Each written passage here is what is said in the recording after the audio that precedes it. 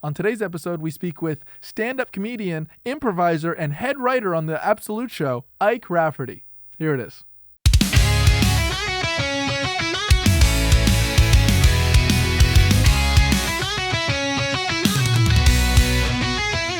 Dude, Ike Rafferty, how are you, man? Hey, I'm great, Jimmy. How are you? Good. Thank you for coming on. I appreciate it.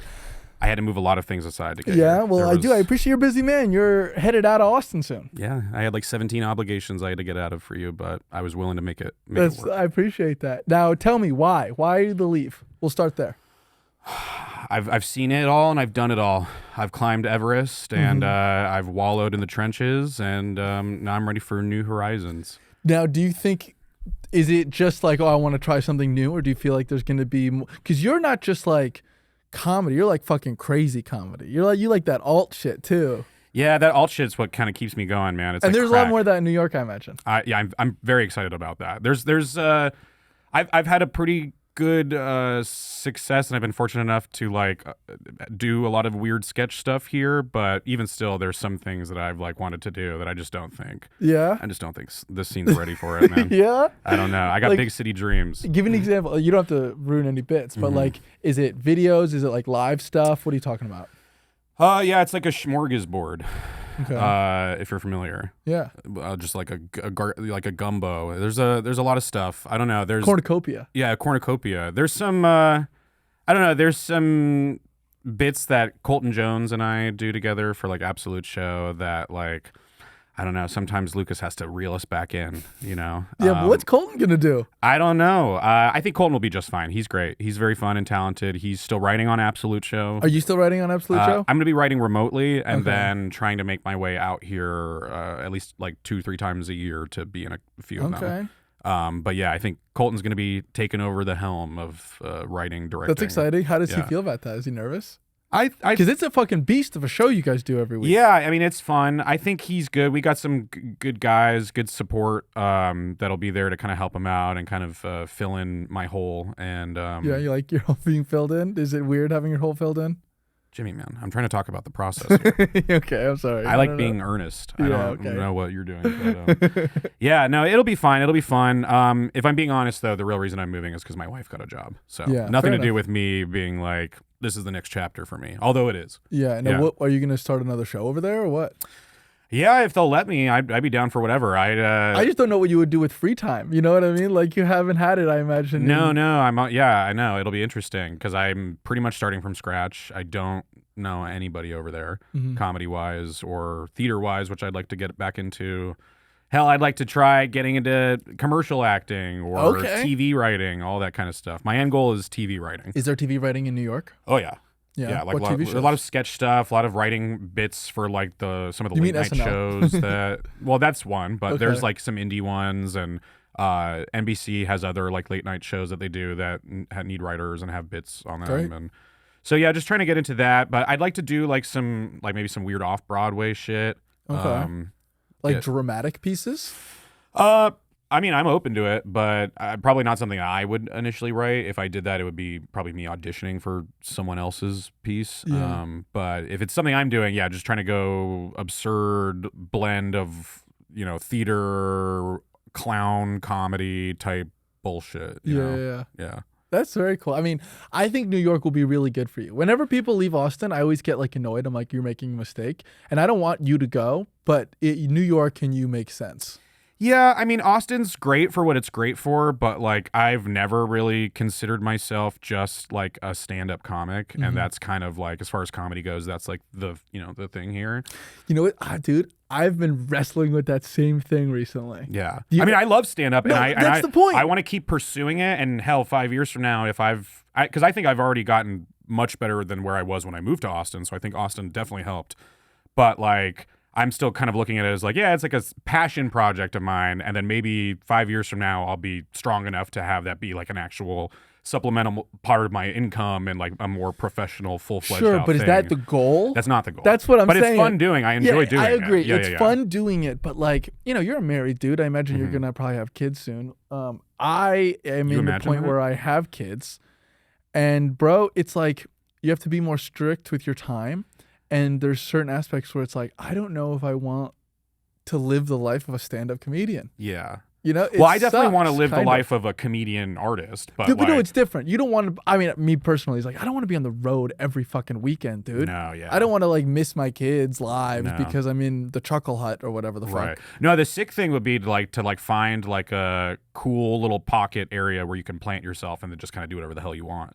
100%. Like, That's do you what stand up at night, like sneak out, do a set? Yeah, go I mean that's home? why I think New York could be fun because like ideally like maybe I go and I find I mean within where we're moving I think there's like a couple comedy clubs within like 10 minutes. There's like several open mics and stuff. That's great. It'd be nice if I could find like some venues that I'd be lucky enough to maybe get booked at regularly, but then also maybe find some like improv theaters or small theaters that like might let me try and write my own pieces and put on my own shows and kind of fuck around because there's lots more experimental live content up there. Totally, because you love characters. I love characters. No. I can't get enough of them. Do you want to like do a full show as a character? Like, is that one of your goals?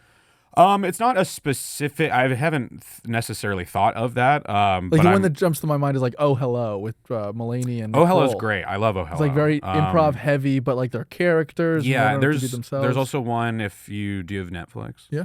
You heard of Netflix? Yeah, I've heard of it. You should go watch Nate is what it's called. Okay. And it's Wait, is that a girl? Natalie Palomides. Yeah, Palomides. yeah. I saw that. She whips her cock out. Yeah, and yeah, everything. yeah. That one's crazy, I bro. love Nate. I fuck That's with like, that.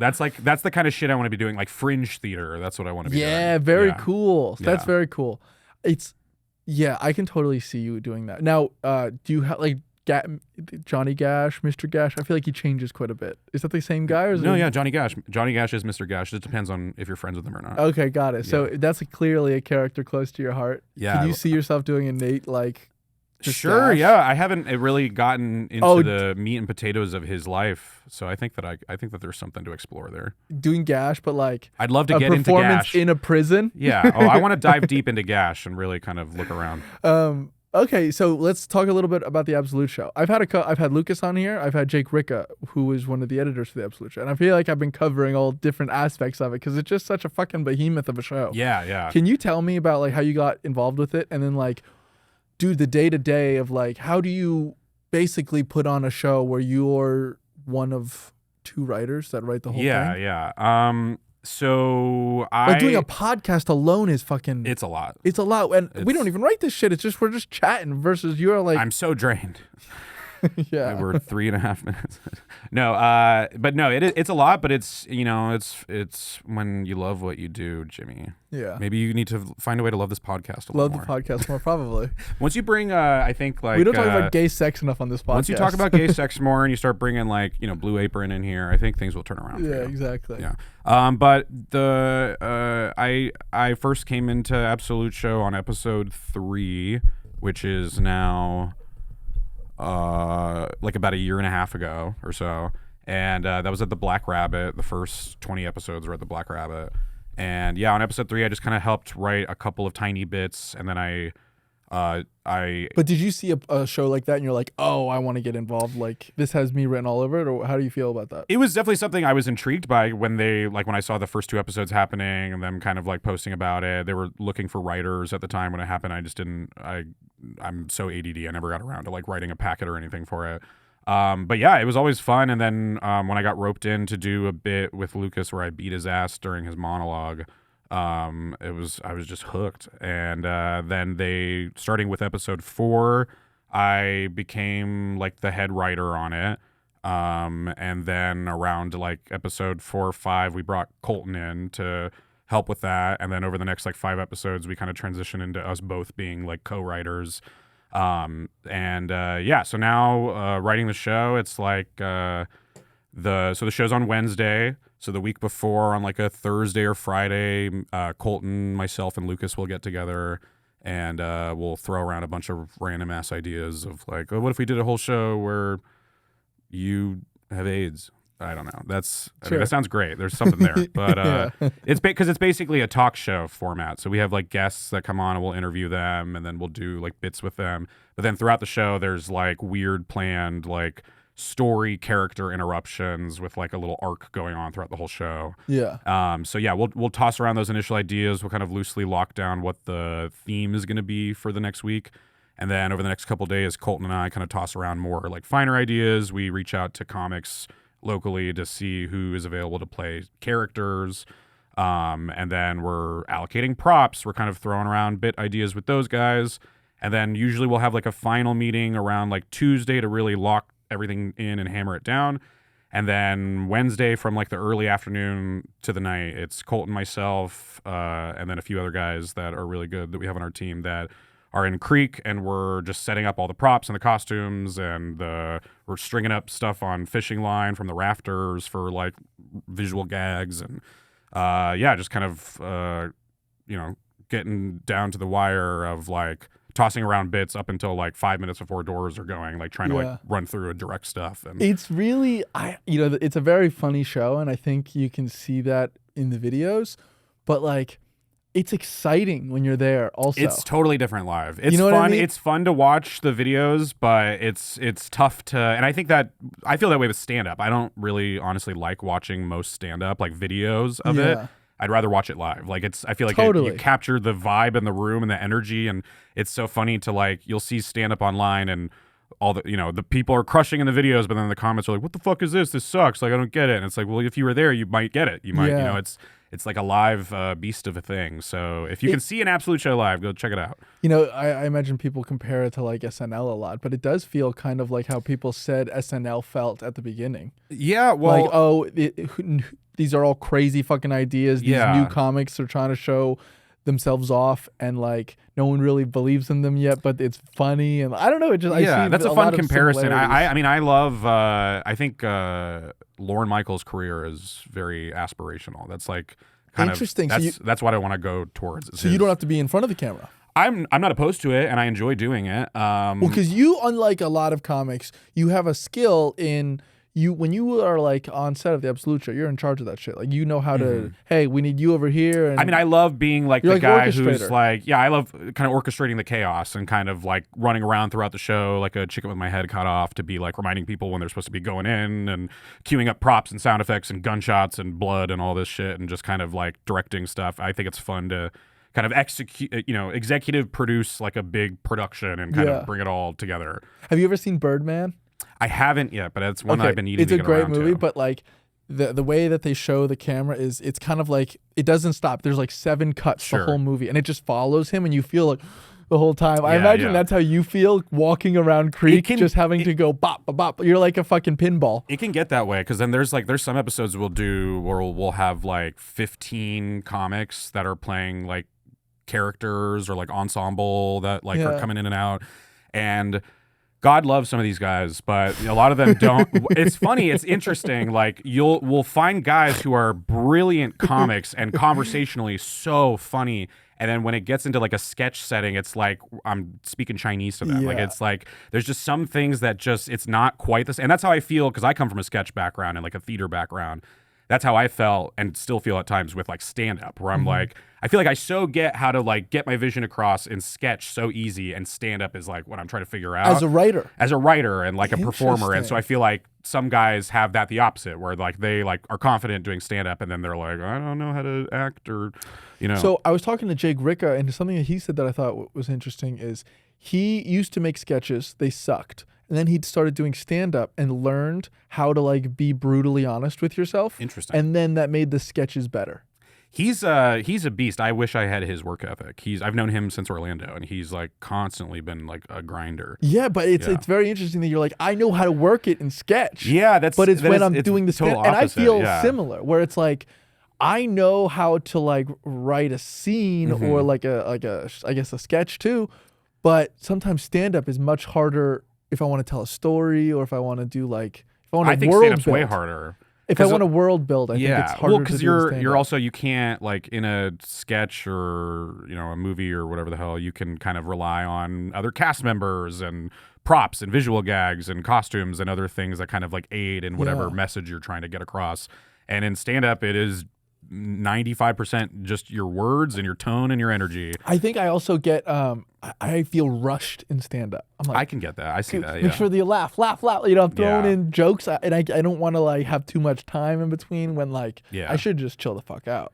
Yeah, it's tough. I mean, it's like, because I've had sets like that where I'm like on edge and then I like crush, and then I've had sets where I'm on edge like that and it makes me bomb so bad. It's tough. It's a weird beast. Now, going into New York, how do you, and because you're, like you said, you're starting new, how do you feel like, oh, I'm going to represent myself? Am I like going to go to the stand-up clubs first? Am I going to go to like improv rooms? Well, first I'm probably going to find like a nice suit, and then I'm just going to start going around in this suit. Like a Pee Wee Herman type suit. Yeah. Well, hold on. Something a little cooler, a little edgier, you know. But yeah, something Pee Wee that Herman also with a rip. Yeah, Right? yeah. Pee Wee Herman, and I rip the sleeves off, and that way I set myself apart, and people know I mean business.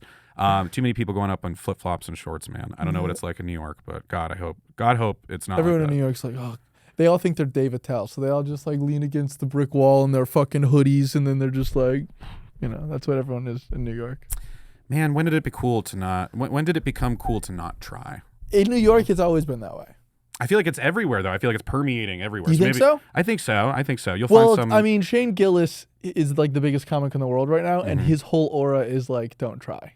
True, yeah, and maybe. Well, the Trying funny is thing gay, is is now what he people are says. trying to emulate that. Yeah, and that's 100%. And I imagine when Dane Cook was so big, there was a lot of like, listen up, Yeah. listen up, man. Well, it's just like weird. I just don't get. I don't know. I just feel like it's like just do your thing. You know, some people for them it's trying really hard, and some people it comes super easy, and it's like whatever. But I feel like I don't know. Just like you shouldn't base. You shouldn't generalize or try to copy any comedian. Like, Okay, well, this brings us to voice. Do you feel like you have a clear voice, or you understand how to write for yourself? I think I'm figuring it out more. I definitely think that like when I first was starting, I was just stuck in doing kind of like one-liners within like much more of like I'm doing kind of like a character, and I think I've gotten a lot better about like stretching out material and finding ways to kind of like insert more of my personality and sense of humor into these jokes instead of like just being like I have to act this way or whatever. And I think that's allowed me to kind of like really fuck around and explore in ways that I might not have before when I was trying to like, I don't know. I feel like there's times you can get into it where like, because some people are like, I write 4 hours a day, or like you know, like I keep track of all the hour, you know, the stage time I do and I quantify it this way. And then it's like, I don't know. It's just cope. I used to do that. I used to write down every single time that I've ever performed. Yeah, I've done and that. And it was cope. Yeah. I did for 3 years If straight. it works for you, that's cool, but it's just like, I don't know. Like for me, I think that like, that kind of takes some of the fun out of it. Like you kind of like be willing to kind of like, I don't know, do stuff that maybe isn't, I don't know, try out material. I don't know. I think some people, when they try to gamify it too hard, like it takes a lot of the fun out. And I think that it gets them into a place where they're like, I don't know, maybe second guessing material that they might have tried otherwise. 100%. And I feel like I found plenty of bits that I like doing now that I might not have initially tried out. But like I've gotten into a friend group and like a pocket of people that I feel comfortable to kind of like, you know, look dumb and embarrass myself in front of, and that's like that's important too. And I think that's one thing that improv and sketch have on stand up is like the ability to like be as silly as possible. That could be bad too. It can be cringe. I agree. It can go too far. Yeah. But stand-ups think they're so fucking cool. Yeah, stand-ups like are so critical, and I love them, and I am that way too. And then like you'll get like improv where it's like, don't be critical at all. Like let's all just try and have fun and let's be team players. And it's like, well, that could be shitty too. So it's I agree. Like, you need a balance. You need to find a balance in there somewhere. And that's why like I don't know. I think Absolute Show has been fun because there is like a mix of like theater, which is like a big part of my background, but then also there's like plenty of bits and stuff that we plan where are very loosely planned that we leave to like up to riffing and kind of figuring out. So it kind of does scratch a bunch of different itches in a way, which I find fun. Do you think you could go back to theater? Oh yeah, for sure. Yeah, no problem. I'm down to do that. Yeah. Okay. Yeah. Do you think? But I mean, in the sense of like, are you like permanently comedianified in the sense of like we can't put you in front of real people, or no? Like I don't know if I could work in a regular setting. Yeah, like corporate. I have a corporate No, job. I could never do that. But I mean, like even working for like an SNL is corporate to an extent, and I imagine there's things you can't do. I remember his name almost got fired. Chris Pratt almost got fired because he like mooned someone.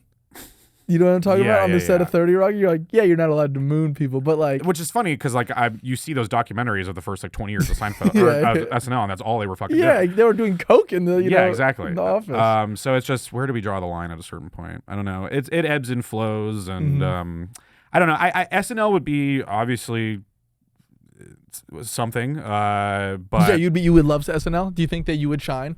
Because my one thing is, I think you could definitely do it, but your sense of humor is too weird for SNL. Yeah, that's the thing. I think I could do it mechanically, and I think that like I could, act the parts and commit to the bits, and I think I could write for it. But yeah, I do wonder if like a Tim Robinson. He worked at SNL and he was funny, but like he wasn't able to be Tim Robinson. It's tough because they want you to be. Yeah, they don't. It does seem like a place that kind of is like, cool. So we cast you and we hired you because we like you for what you do. But now we got to kind of fucking mold that into we want you to write for what the show's voice is, which, like, I don't even blame them for. That's what every show fucking does. Right. But, like, It's tough. So that would be something. I think that would be, I don't know. I think if I ever seriously tried to, especially living in New York, pursued going that direction, I think it would be more so as just like a writer. Yeah. Yeah. I think there's a lot to be said for just being able to be behind the camera. It's fun to know a lot of different aspects of things. Yeah, and I also I love performing stand-up, but I don't really need to be in front of the camera. Like we just did Waitresses. It's gonna drop tomorrow for the promo for it looks great. Thank you. It was super fun. But like I was in one scene and it's like my least favorite scene. But you know what I mean? It's like I almost You're just like self-critical. Not even that I'm self-critical, but like I'm like, there's better actors. You know what I mean? There's a certain level is like, I would rather just help someone else dunk with it than do it myself. Yeah. I don't know if that makes sense. No, I get that. That makes sense. I feel that way about certain things for sure. Well, I imagine you have to do that all the time. Like a lot of the jokes you write, you want them to work and it's not because you're going to get the laugh, right? Yeah, exactly. Okay. So what about, you moved to Austin in 2 years ago? Yes, it was a little over 2 months. Yeah. 2 months? Or sorry, a little over 2 years. Yeah. About 2 years, 2 months, something like that. People keep talking about the idea of like the comedy bubble waning. Do you think that's true or no? Yeah. A little? A little. I don't know. I think that I don't know. It's tough in this I don't know. I just feel like some of the like big opportunities for comedians in this town are pretty limited. Yeah. And so like the competition that are going for them, it's kind of oversaturated. And so then you'll see like a lot of really, and I don't even mean like me, but like you'll see I have a lot of super funny friends, I'm sure you do too, that get passed over for things all the time and you're like, damn, like But do you think that will be less in New York? No. I think that might just a certain level of name of the game. Yeah, I think it's totally like that, but I just think that like at least from my very limited understanding of the creative sphere up there is that like spanning across like all the boroughs, that there's kind of like a bunch of different scenes like within each borough almost, and so there's like a lot of different kind of areas to go around that aren't too far from each other that like have their own different things going on. Yeah. And I feel like here it's kind of feels like it's generally one scene with kind of one thing going on. And you'll get like little pockets of clubs that kind of are doing sort of their own thing sometimes. Yeah. But yeah, I don't know. It just feels like a lot more competition for one thing. Whereas like, yeah, I'm sure in New York, anything you're going to is going to have a lot of competition, but there's so many different things that like, I don't know. It seems like more variety of opportunities you can go for. Now, so if we're talking strictly stand up, back in the day, the ways that you would like break into the industry is like, oh, you got like a Tonight Show set. I don't really feel like they have that of today, unless you count maybe Kill Tony. I'm hoping to get on the third reboot of At Midnight. At Midnight, that's or After Midnight or whatever they're calling Court? it now. What is that? The same thing? No. It's so Chris Hardwick initially had it. It was called At Midnight on Comedy Central for like 5 or 6 years or something like that, and it was just like a really late night Jeopardy for comedians basically, but like based off, they were like quizzing them on like internet related stuff. Yeah. It was a pretty solid show and it was a great way to like feature comedians. Okay. And then they rebooted it like a year or two ago, I think, with Taylor Tomlinson. Oh, as the host. Yes, I know about this one. And it's not good compared to the first one. Like it is like totally like a lame kind of like corporate-y version of what the last show was. But And I think they just got rid of it. So, oh, bummer. Well, you're a huge. But when the third one comes around, you got it. It's all you. Well, you're like a fan, like a fanboy nerd of comedy, and I love that because I'm the same thing. Now, do you think that? Oh, so this is what I wanted to say. Did you hear that Bert Kreischer and Tom Segura are taking the summer off from their Two Bears podcast? I think there's been a pretty good dynamic going so here. too. Maybe we could sneak in there. But I'm curious. Do you think that there's a possibility that like podcasts become the next TV show? And like they pass down the name of a podcast and like, oh, the next Bears, instead of like the host of the Tonight Show, it's like the next two Bears are Stavi and Chrissy D. Yeah, that's interesting. They pretty much might be the first guys doing that. I don't think it's a bad idea if there's people that still like the brand and the type of content. I'm like, does it make sense? Do you think it can like make the jump? Because I'm like, if it makes the jump with one person, then it's going to be able to make the jump with two. Sure. I mean, I guess we'll have to see how the Bears like the Daily Show, right? Yeah. Well, I'm curious because I feel like who's Trevor Noah gonna be? You know? Well, before Trevor Noah, it was Jon Stewart, and then it went to Trevor Noah, and I imagine it's back to Jon Stewart now, right? Is it? Yeah, Jon Stewart does at least one day a week. Cool. But I wonder if that like changes the way comedy is done too. If like all of a sudden now these podcast networks just become I know TV that is networks. an interesting thing to think about. I mean, there's a lot of well, WTF just ended. Oh yeah, he should have passed that shit to me. He should have passed that shit to you. Honestly, you could have interviewed Obama. This could be a dangerous, slippery slope, though, because if the Two Bears are successful in their passing of the baton, where does it end? You and Colton would be great Bears. Thank the you. show would be fucking crazy. Just from a body type standpoint. Yeah. Thank you. But yeah, no, and then we're gonna have 5 years from now people passing their TikTok accounts down. Probably. You want to hear the rest of this conversation? The second half is waiting over on my Patreon at patreon.com/thejimmyclifford. I'll see you there.